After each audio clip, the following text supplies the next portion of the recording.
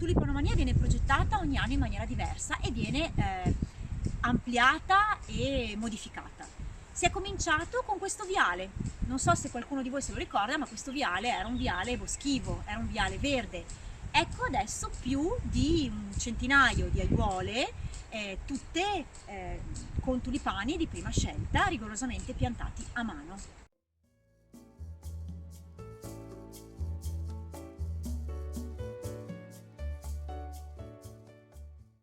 Ma poi non è bastato, il tulipano doveva a passo molto felpato esserci da subito, e quindi ecco la collaborazione con importanti aziende olandesi che fanno arrivare casse fioriere di tulipani che dai primi di marzo, dall'apertura del giardino fino a metà maggio inoltrato, decorano con continuità i nostri viali e i nostri laghetti.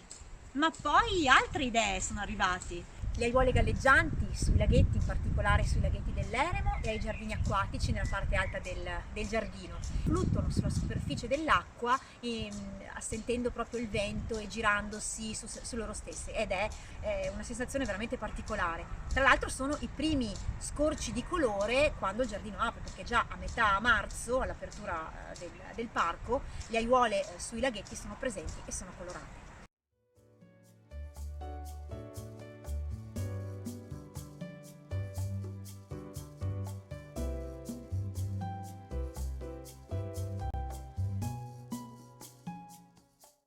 Ultimo, ma non ultimo e non meno importante, come se ci fosse nei pensieri della famiglia un'evoluzione di questa fioritura, dalla terra all'uomo, al cielo, le balconate fiorite che raccoglievano appunto in queste deliziose cassette di legno, sul muretto della passeggiata panoramica, tulipani che davano verso il paesaggio, quasi ci si trovasse dentro una stanza in fiore, per cui da una parte i laghetti con le aiuole galleggianti e dall'altra la balconata fiorita.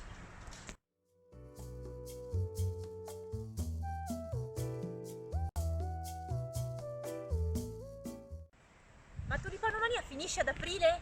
No, perché Tulipanomania è un progetto che vale tutto l'anno, un po' come con le collezioni della moda che si progettano da un anno all'altro.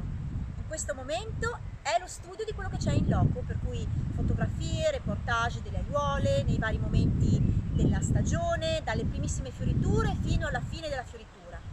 Tra maggio e giugno c'è lo studio, ma lo studio che non è su catalogo, viene progettata la collezione andando a visitare altri collezionisti, piccoli orti, andando a consultare i giardinieri, per cercare sempre le cose più particolari. A settembre-ottobre arrivano i bulbi, tutto è studiato nei minimi dettagli, e per Tulipanomania si lavora un anno.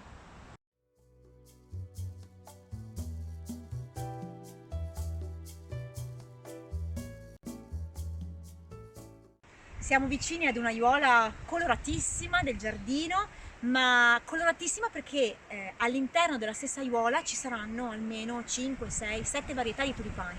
Tulipani classici, i Dordogne, i Menton, tulipani virdiflora, tulipani sfrangiati, alcuni ancora in bocciolo, per cui la particolarità è che dai precoci fino ai tardivi che vanno avanti, primi di maggio, l'aiuola è sempre colorata.